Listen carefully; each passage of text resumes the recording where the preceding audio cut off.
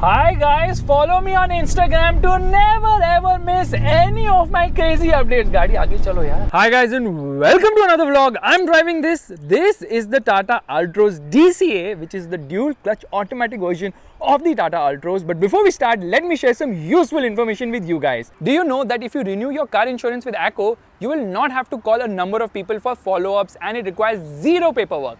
But let me tell you guys, ACKO Insurance Company provides a one-stop solution for all your car insurance needs. The ACKO app gives you all the details from getting your initial quote to purchasing or to raise a claim.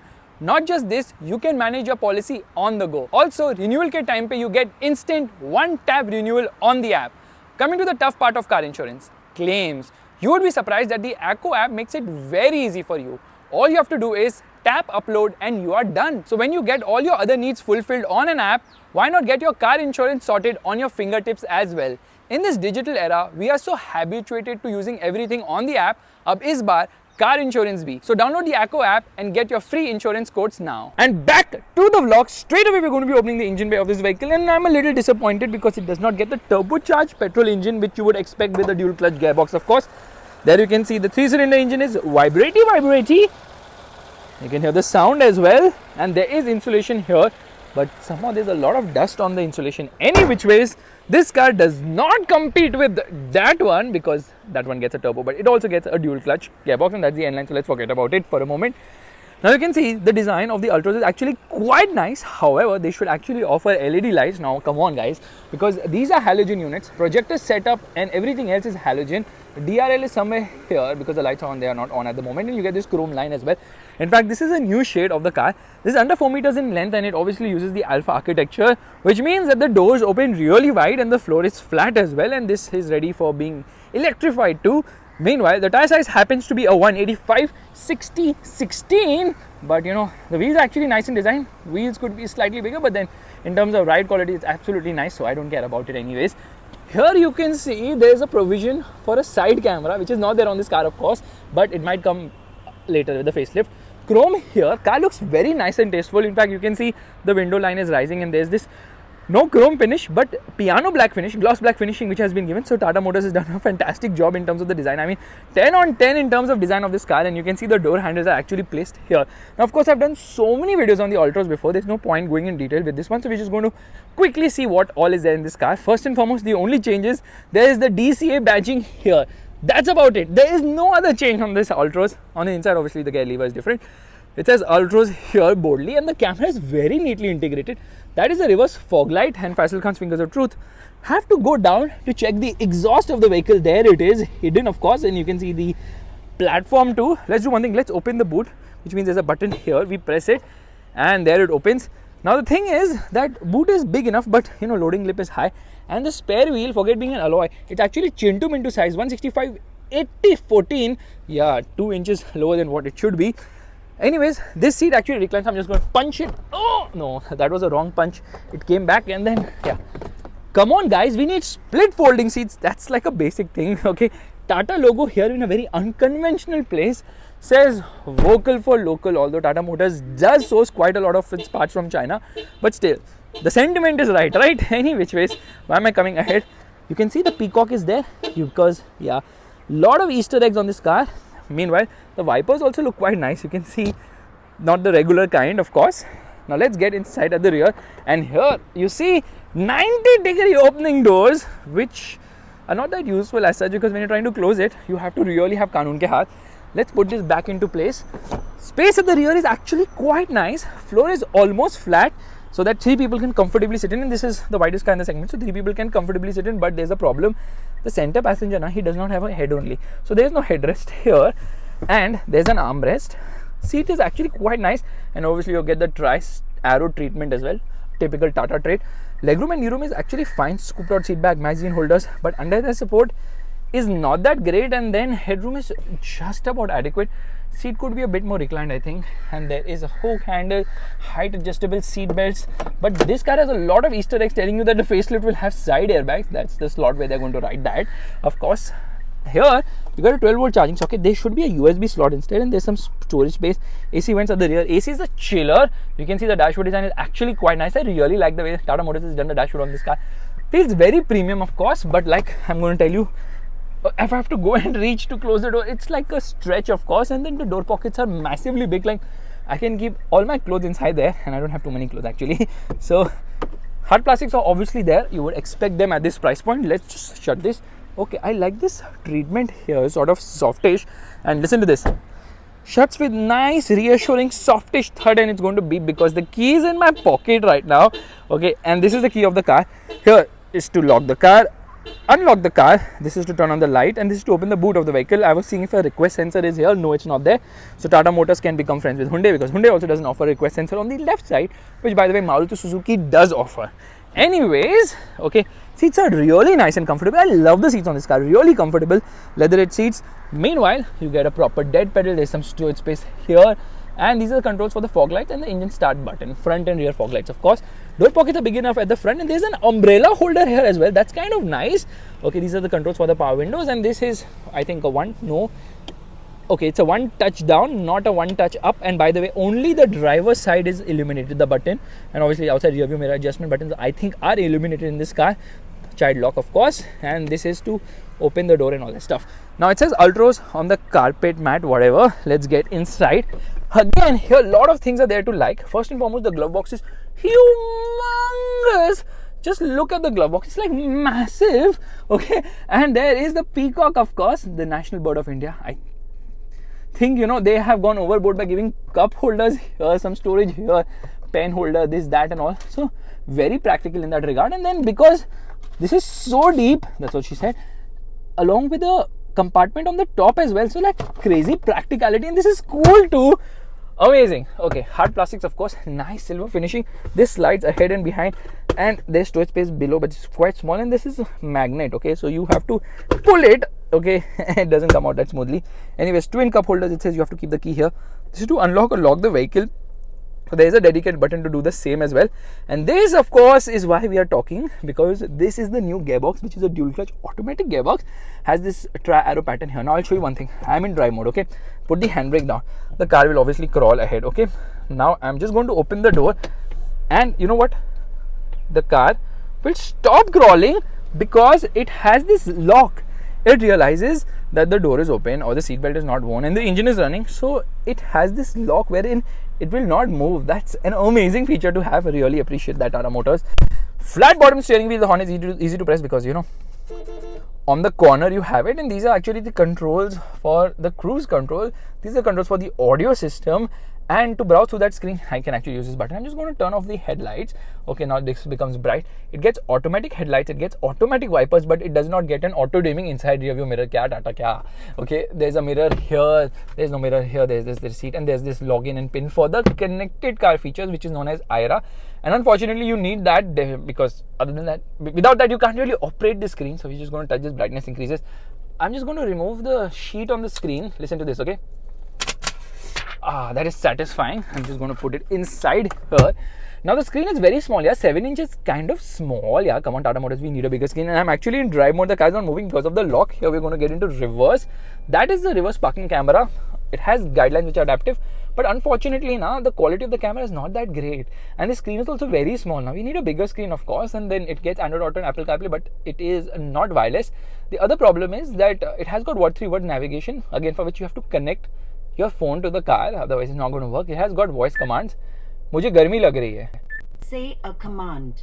Yeah, she doesn't really work as fluidly as the one which Cancel. is okay. Keep quiet. The one which works in the next one where Hindi voice commands work. So yeah, that's kind of inconsistent. There's ambient lighting as well, which does not work unless and until I turn on the lights. Okay.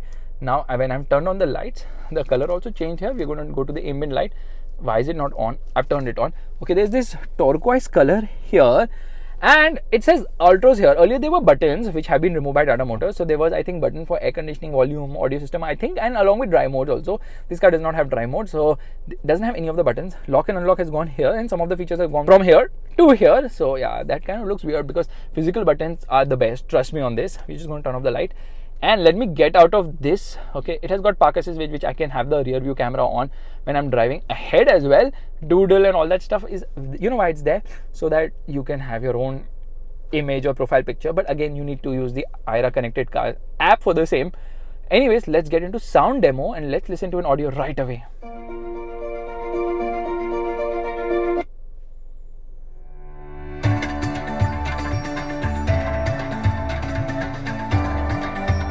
audio quality is actually quite nice. Harman audio system, of course. You can see speakers, tweeters everywhere. It has got 2 airbags. It's got 5-star safety rating as well. Okay, now this instrument cluster gets a 7-inch screen on the left side, and it's an analog digital unit. I can browse through a lot of information. Distance to empty, instant fuel efficiency. What is the fuel efficiency right now? 8.1 kilometers per liter. Oh no, that's a disaster. Power and torque meter, which is very much like the Baleno, of course. And then you can get into settings and all that stuff. You know, you can see this is not one arrow here on the tacho. It's kind of giving you a range of what is the RPM of the engine. So that's something which could be much better as well. And overall, other than the gear lever, everything remains more or less the same. But Tata Motors definitely needs to make improvements. Like this needs to be changed, this needs to be changed, this needs to be changed. Quite a few of these things need to be updated. Okay, let's use the wipers right away. You see decent amount of space. The wipers actually quite nice. I really like the way they function. Let's try and use the rear wipers as well, because why not? Of course. Okay, good amount of spray on offer there as well.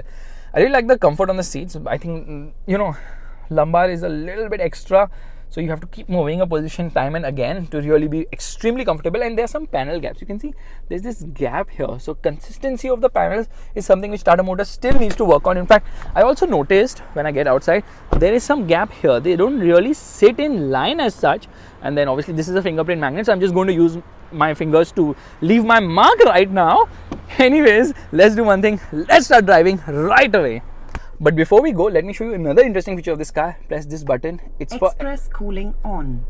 It kind of tells you exactly what it is. But I think in the Nexon, it also opened the window. Maybe it's not opening the window right now because it doesn't feel the need to open the window.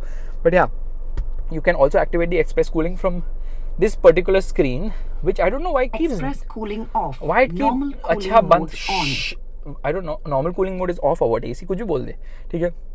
Screen keeps dimming the brightness, which is kind of a bummer. There's some stool space here, USB charging socket, 12 volt charging socket. So a lot of interesting bits, but obviously a lot of hard plastics as well lower down. But that doesn't really matter because you can see the attention detail. The seats have this tri-arrow pattern. The seats are so nice and comfy. I really like it. The handbrake is for the co-passenger, not for the driver, because position that way. Just kidding. Anyways, let's go.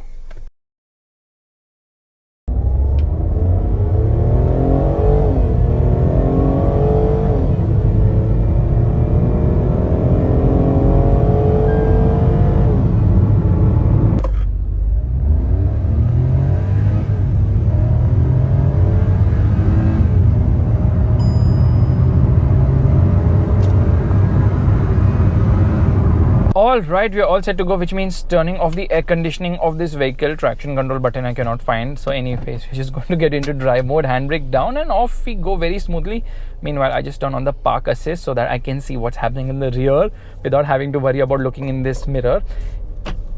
Honestly, the gearbox feels very smooth. It feels so refined. It's like makhan. It's really very nice. I like it already. But then I'm on part throttle, and on part throttle now the response is good enough. Now of course the response of this engine is not as good as other cars in the segment, but yeah, it gets the job done. So drivability is actually quite nice.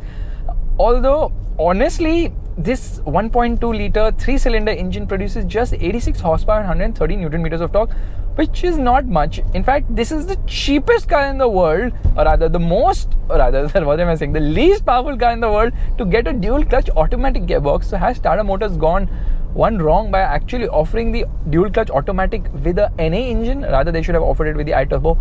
Actually, the thing is that Tata Motors believes that the price would have been so high, nobody would have gone ahead and bought it. That's the reason probably they've done it. But first and foremost, let me focus on the handling of this car. It's absolutely stunning the way this car is able to go around the corners. The steering is also quite nice. And then, now I'm getting hard onto the throttle. You can hear a lot more. So the steering is actually light at low speed. It's how light? Well, is this light a steering wheel? I can twirl it so fast, but it weighs up brilliantly well at high speed. So ride is fantastic. The handling is also very nice. Like the ride at lower speeds also it's able to absorb bumps, and then as the speeds increase, the ride only becomes better, and high speed stability is absolutely phenomenal. It's a great ride, great handling, great steering wheel. Wow. Brakes are also quite nice, sure-footed indeed. And what is the issue then? Well, the issue has always been this engine in the Altroz. That's the reason everyone was waiting for the turbo. And the turbo really did not excite as much as people would have expected. So here is the fly in the ointment, the engine. But with the dual clutch automatic, the engine is slightly better in terms of behavior. Like you don't really feel that it's underpowered. Only thing is when you go hard on the throttle, you can notice that the smoothness is there because the manual gearbox wasn't the best. But this dual clutch is just something which deserves a better engine to be paired to it, honestly.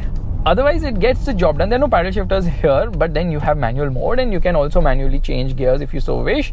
Okay, drive control shift is actually declining and saying nahi beta nahi, but somehow it's not very smooth. Something is stuck inside. So when I'm trying to make a shift, I don't find that smoothness which I would have expected, and then it does not hold on to a gear, and the shifts are kind of like an AMT. There's this lag between shifts. That's kind of baffling. Is it a manual mode thingy, or does it happen even on auto? We're going to find that out right now by going left foot on the brake, right foot on the accelerator, revving the motor, hazard light off, rev still 2500 RPM. Now go.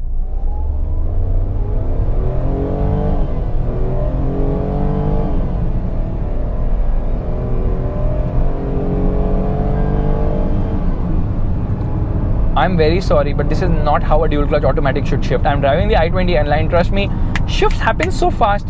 Here, no, it's kind of having that AMT feeling, which is very shocking. I expected this thing to be much faster, but then I think the engine itself is kind of lackluster. That's the reason why this car doesn't feel that fun to drive in spite of the dual clutch automatic. So Tata Motors should have honestly just given it a torque converter gearbox. Why did they go all the way ahead to offer a dual clutch automatic, which by the way has a lot of technologies in it? So it's a wet clutch to ensure that temperatures are maintained in Indian climate, the hot climate. It has got active cooling technology, wherein something monitors the oil temperature in the gearbox 100 times a second, and then accordingly adapts to it. And talking about being adaptable, this car also has something known as machine learning. It actually monitors your driving style and then accordingly alters the shift patterns. That's also kind of cool. So they have actually gone ahead and put all the technologies in this gearbox for a very smooth drive experience, but unfortunately the engine just does not support. And the gearbox also, they say it's made for India, the Indian temperatures. In fact, it has self-healing technology, wherein because of the dusty conditions, obviously the gearbox can get a little dirty, which will affect its performance. It is managing to clean it on its own. That is the kind of tech Tata Motors has offered, but only wish they had focused on the engine a bit more, because this car obviously weighs 20 kgs more than the regular Altroz manual because of the gearbox of itself, and all those technologies also must be having some weight or the other. But performance is just about adequate. It's not fun, it's not going to put your pants on fire, and if you have expectations from a dual clutch gearbox, you're going to be disappointed. This is not for spirited driving. It doesn't like the top end. This gearbox does not, the engine only doesn't like the top end, let alone the gearbox. We're just going to turn on the hazard lights and stop here on the side of the road, and then you can see it's such a smooth car even on bad roads. Amazing chassis and suspension. We are going to do a regular launch, hazard light off, revving the motor, and off we go. 2000 RPM, yeah? No wheel spin.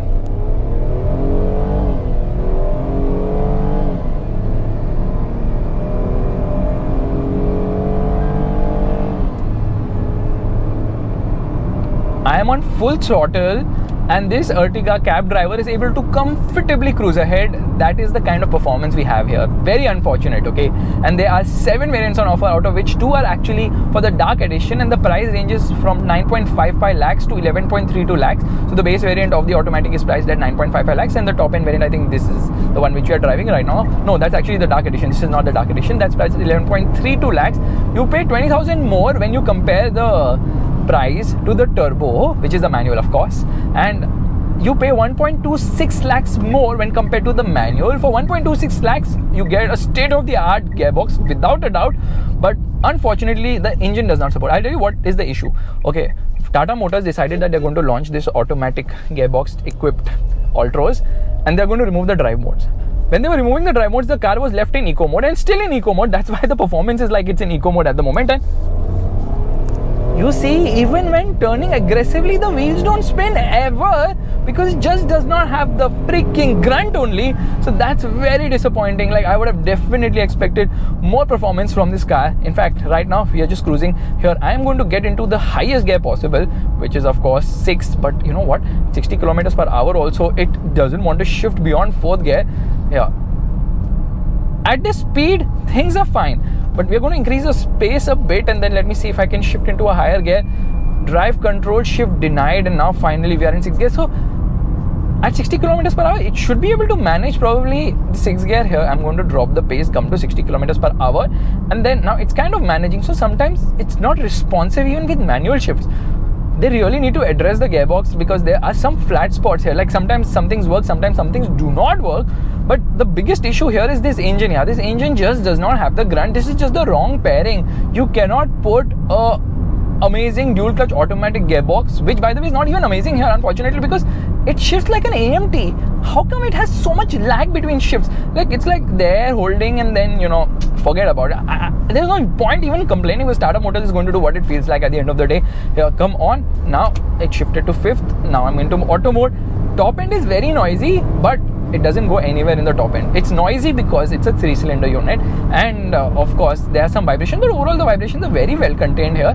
Top speed will be around 140-150 kilometers per hour, but you know, if you're driving in the city, this gearbox is fantastic. It's smooth, it's refined, it's ultra butter smooth actually, and fuel efficiency will be around 9 to 14 kilometers per liter, again depending on your driving style. On the highway you'll get 14 kilometers per liter. In the city you might just get 9 kilometers per liter. But yes, this should be a reliable gearbox because it doesn't shift aggressively, it does not like launch aggressively. The engine obviously does not bother the gearbox by putting it under pressure by offering too much power or torque. So this gearbox has its job easy. It can last a lifetime honestly, because the engine is such. And I know I keep complaining about the engine, because I'll tell you what, every person on earth I know of has always complained about the engine of the Tata Altroz, the petrol engine, the 3-cylinder unit. Still Tata Motors like, you know what, we'll give it a dual clutch automatic. Will that resolve the problem? Well, I guess it does not. And here we are going to drag. Let's go. 3, 2, 1. Come on. There. Yeah, that's a Royal Enfield 650 which has flown by and just disappeared in the distance. Doesn't matter. If I was in the i20, trust me, it would be a different scenario altogether, because that dual clutch automatic is a real dual clutch in the real sense of the word. This one just doesn't feel like a dual clutch. It takes its own sweet time to shift. Anyways, the ride and handling balance is fantastic. I mean, such a brilliant car, only let down by the engine. And if the engine was great, trust me, the Altroz would have sold in such better numbers, because obviously the competition has really nice engines as well. Meanwhile, the top end variant is priced at 11.62 lakhs. Did I say 11.32 lakhs? Probably I must have. Don't expect me to pay that 30,000 deficit, which I kind of messed up right now. So guys, this is my vlog of the Tata Altroz DCA. I had huge expectations, although I did not have any expectations because I knew the engine is kind of lackluster. But the gearbox also, yeah, not spirited at all. Gets the job done, but not exciting enough. But if you're driving the city, it is something which works really well. The only thing is, do you want to pay that premium? Tata Motors should have actually, you know, taken this gearbox and plonked it in the diesel model. But you know what, the diesel actually still costs more than the petrol automatic. That's right, the diesel manual still costs more because they're charging a huge premium for diesel, and diesel engines are more expensive as well. So the price would have gone to a level where nobody would have bought it. So maybe that is where Tata Motors is actually making that decision of opting for the 3-cylinder petrol engine without the turbo, of course, because the decisions are being made by the finance and the accounting department, not from the product team. And on that disappointment in times, it's time to end. I was distracted by that BMW. Oh god, that looks so fantastic. That's the E93 series, the 320D. Bye bye.